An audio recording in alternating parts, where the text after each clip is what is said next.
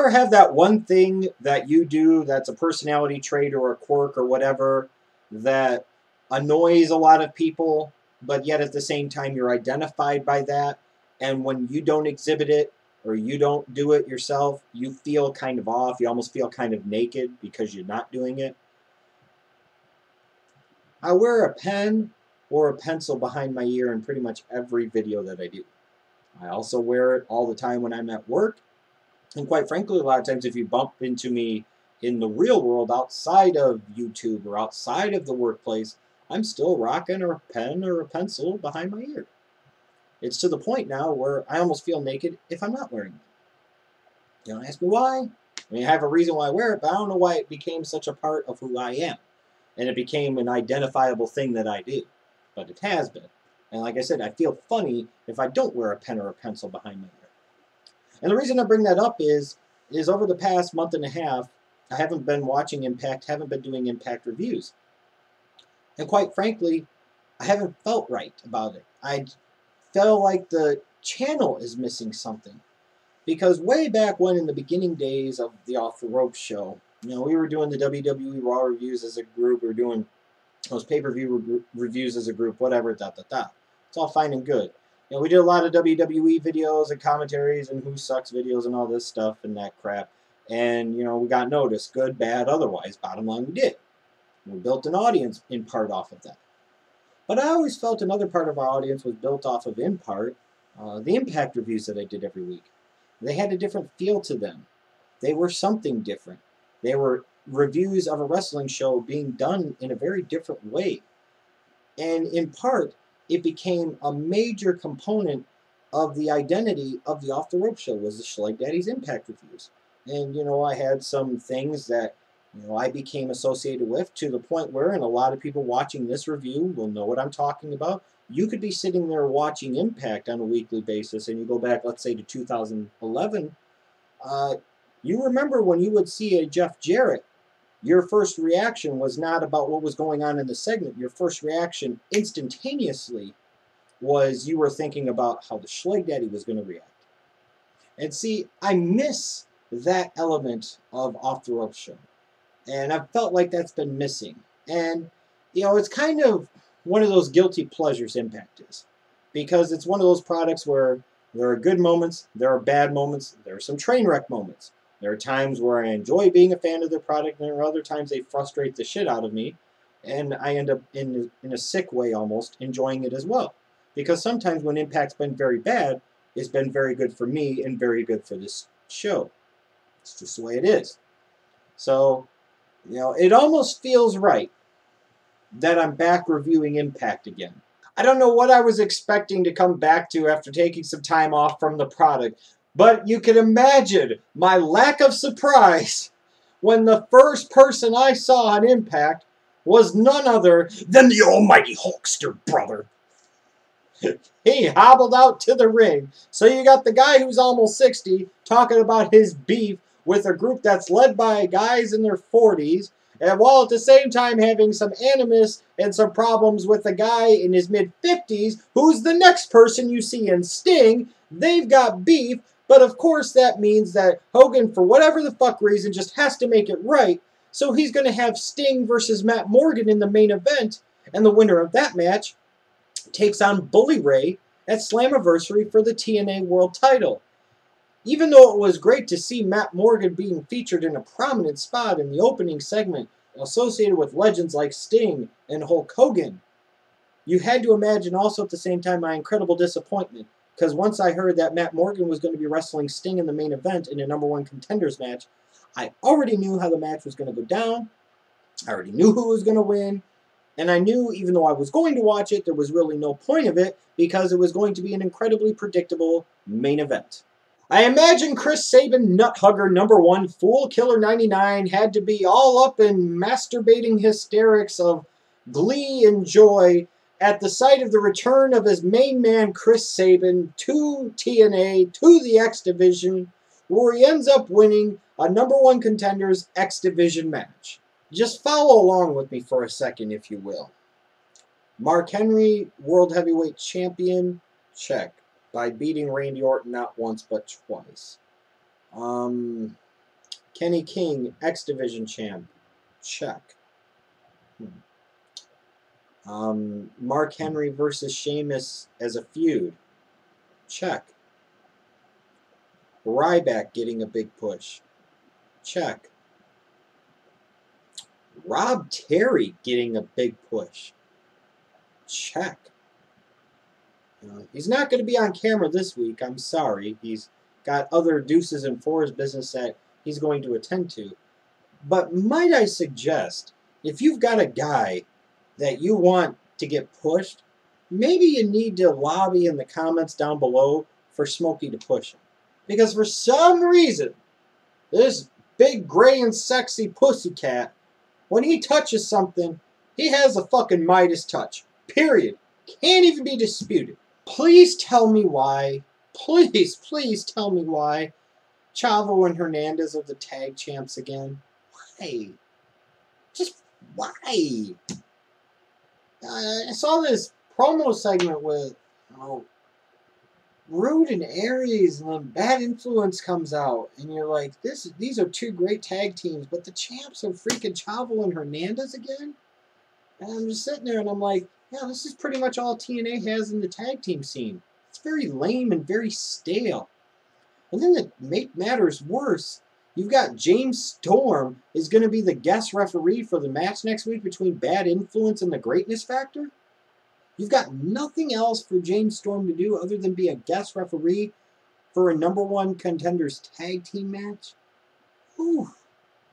Yeah, were Rude and Aries great on the mic here? Yes. Were Bad Influence great on the mic here? Yes.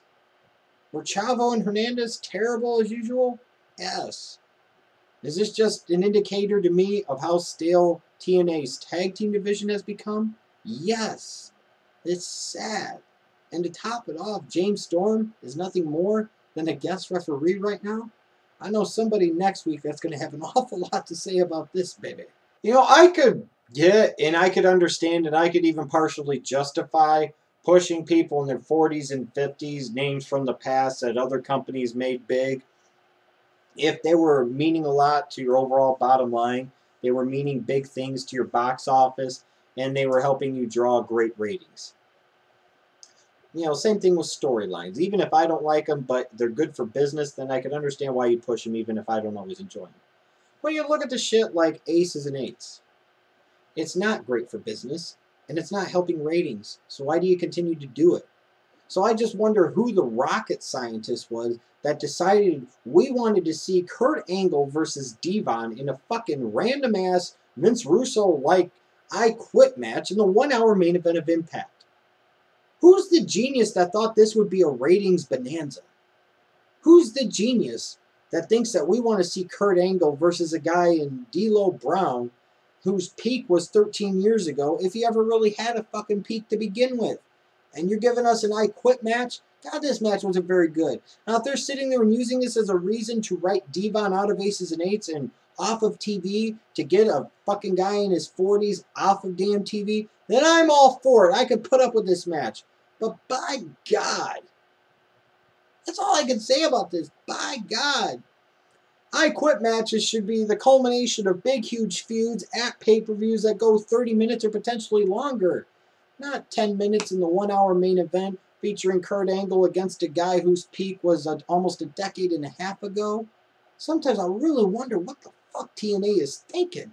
No matter what, TNA, when in doubt, they are always going to default back to their same dumb dick business model that has always kept them in a certain mediocre spot over the past decade plus. When you have the chance to put over somebody younger, when you have the chance to get behind somebody and really push them and really make them the feature part of your presentation and maybe actually make them a draw that people actually want to see, you decide to put over the guy in his mid-50s instead. Because that's good for business, and it's been good for business for 11 years, right, TNA? No, it hasn't!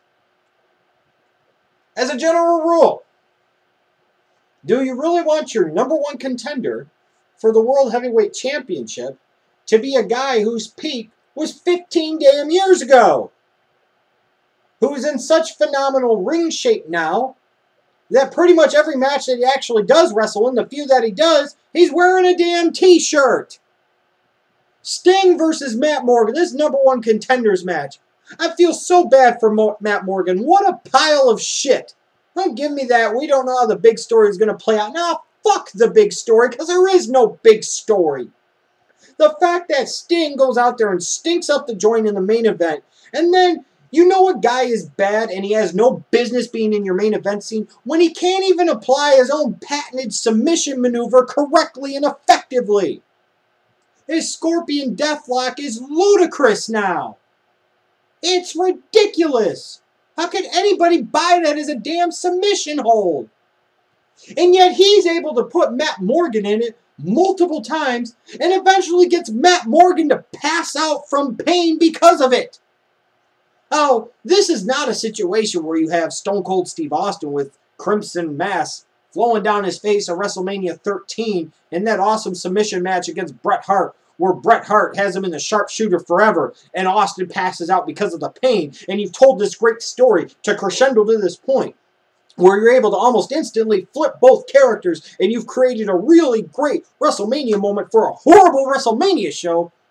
This is just a run-of-the-mill standard Impact show, and in the main event, you've got a young lion, even though he's in his fucking late 30s now, that you should be focusing on because it's his time now. You've got him being put out by a poorly applied fucking Scorpion Deathlock by a wrestler who's 54 years old, who's in such phenomenal shape that he has to wrestle in a goddamn t-shirt 99% of the time. And this is your #1 contender. And this is the whole fucking thing about TNA, isn't it? They've got everything that they want. They got a world champion in Bully Ray, who's in his 40s, surrounded by a big, massive-ass faction where nobody's ever really getting any more over, and the only people getting featured in any type of prominent role are people in their late 30s or damn early to mid-fucking 40s. Feuding with now a guy who's 54, who's in such phenomenal ring shape again that he can't apply his own submission maneuver correctly. He can barely get around in the ring in an effective manner, and he wears a t-shirt to wrestle 99% of the time. All the while, both your 40-year-old world champion and your 54-year-old #1 contender have heat with your almost 60-year-old general manager. The more time goes by with TNA, and the more some of the faces change, the more the same basic fundamental bullshit that has weighed this company down for years and stopped it from actually going to the next level, brother, keeps happening. And excuse me, one more quick thing. Is it dawned on anybody else that this is going to be the 4th straight year as of right now, the 4th straight year that fucking Sting is going to get a title match at Slammiversary? So, the past 3 years, and now this year as well, one of your 2 title match participants is going to be a guy in his fucking 50s that wrestles with a t-shirt on that can't even effectively apply his own submission maneuver anymore. For crying out loud.